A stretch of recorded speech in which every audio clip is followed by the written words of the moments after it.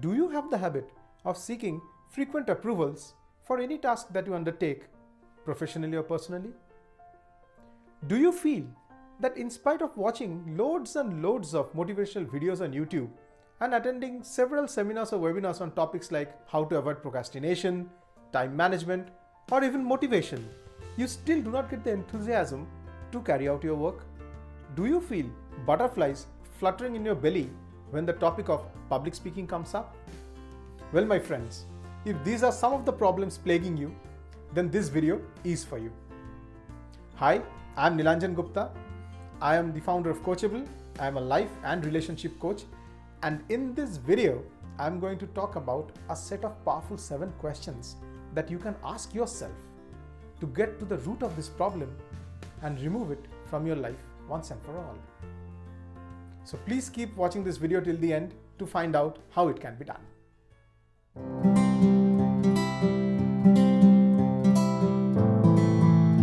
Welcome to the session. The questions that I had mentioned at the starting of this video are the questions arising out of what we call as self-limiting belief or negative belief. Now, what are these?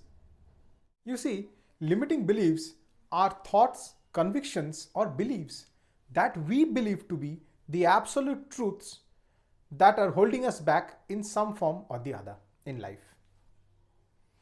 These are having severe negative impact in a person's life because they not only prevent that person from moving forward, they also prevent that person from taking on new opportunities, taking on risks, achieving a goal, and most of the time they prevent us from becoming the person we always wanted to be.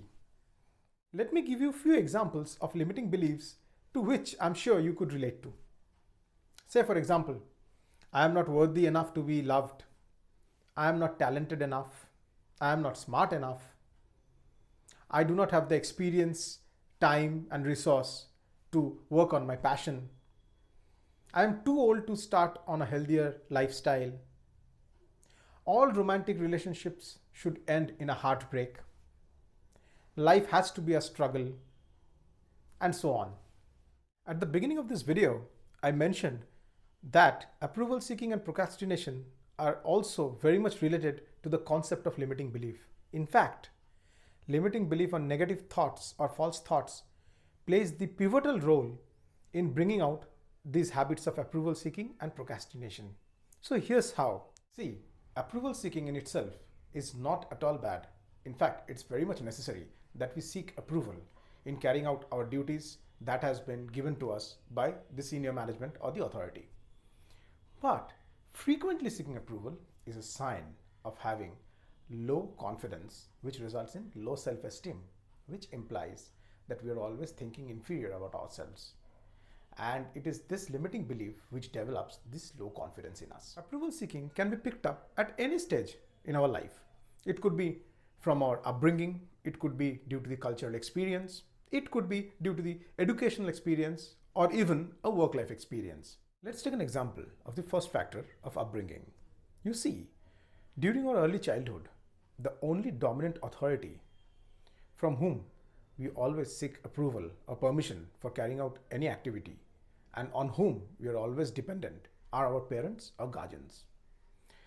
In some families, it might happen that the family structure is such that this tendency gets carried on even after the late teens. And once we continue this habit for that long, generally it becomes embedded in our system. And unless and until we make some intentional effort to make some corrective measures or to take some corrective measures, generally this limiting belief won't go away that easily. Another important factor for both procrastination and approval seeking is overthinking, which is again developed from a limiting belief. See, we humans are meaning-making machines. We try to find meaning for every word that is spoken, the right way or the wrong way. And we always exaggerate the truth. We always think of the uncertain future, the worst possible case that can come out in the future, while sitting in the present where it actually has not taken place. And this gives rise to the question, what if? And this what if question is one of the main factors of procrastination. What if I do this and the management doesn't like it?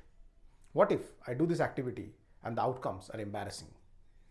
This actually develops from any past experience that you had where, because you didn't seek approval at the right time, maybe you were reprimanded or were subject to some embarrassment.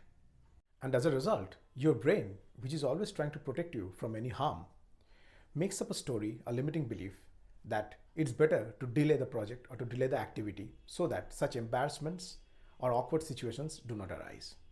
And this is the exact reason that no matter how many motivational videos or webinars or seminars you attend, you still are unwilling to take the action. See, unless and until you address the issue of limiting belief, these habits won't go away that easily. The key to overcome limiting belief problems comprises of 3 steps. Number 1, reflection. Number 2, awareness. And number 3, reframing. Through the 7 questions, we will be dealing with each one of these in the easiest possible manner so that you can actually implement it in your life to reduce or remove the effect of limiting belief on yourself. So here goes. Question number 1. Choose the topic in life which you want to address first, which might have a limiting belief.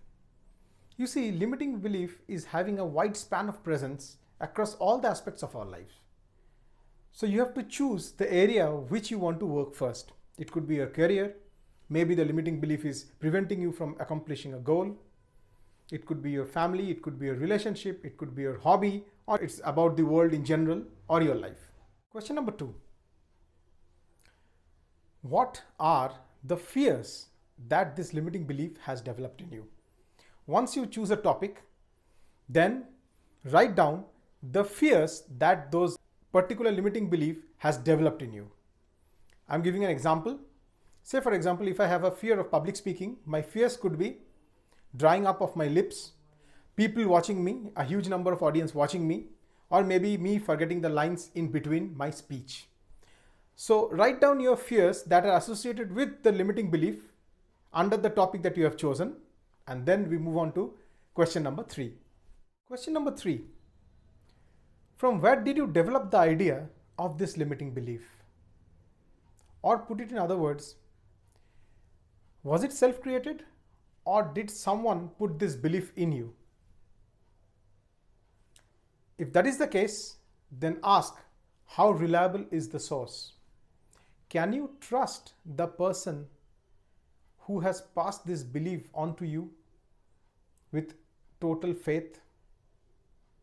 And if at all this belief has been passed to you by someone, did this belief work for them or it didn't? Asking this question itself, you will get an answer.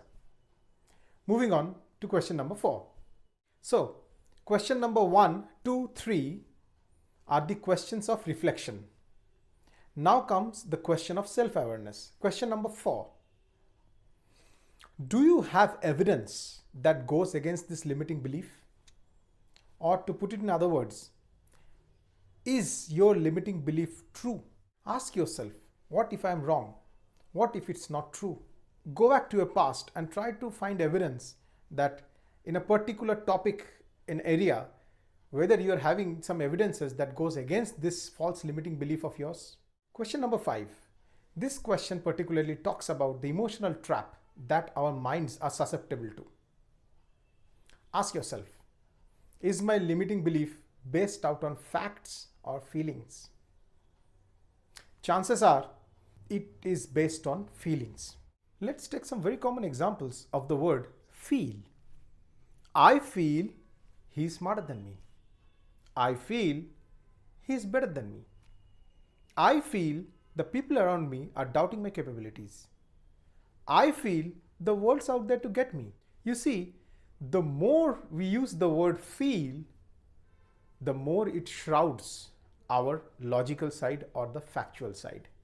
And it is very imperative, very much necessary that we take out our limiting beliefs so that the effects of these emotional sides could be negated and we live life based out of facts only, which is the universal truth.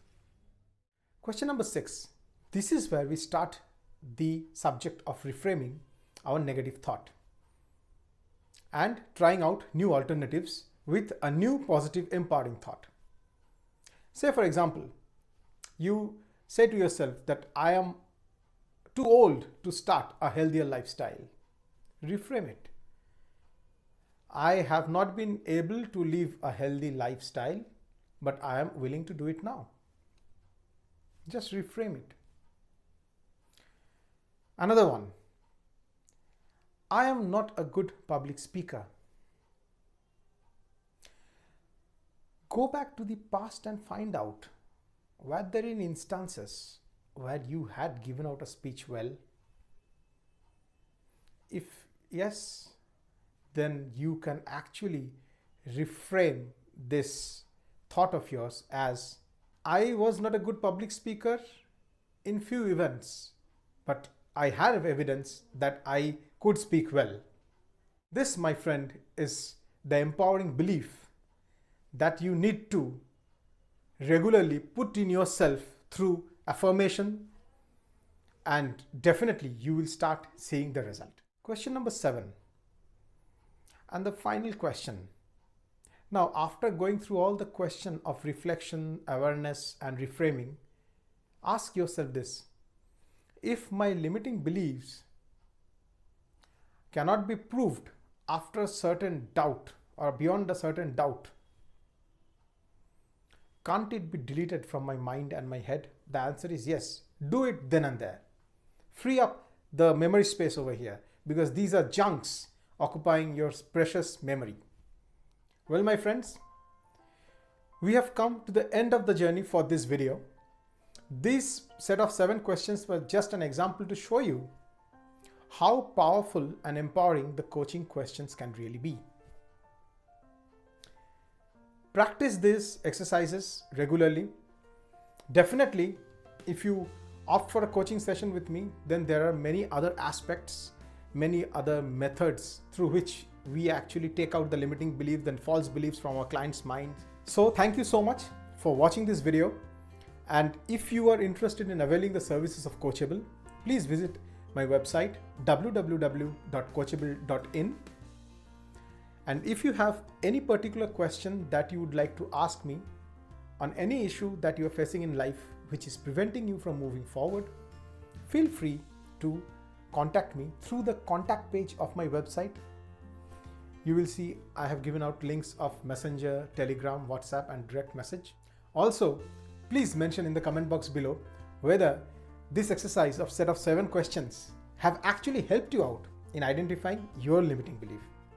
Few more videos about life coaching and on different aspects of life are already lined up and will be posted by me at regular intervals in this channel. So don't forget to subscribe to this channel. So until next time, have a great day. Bye-bye.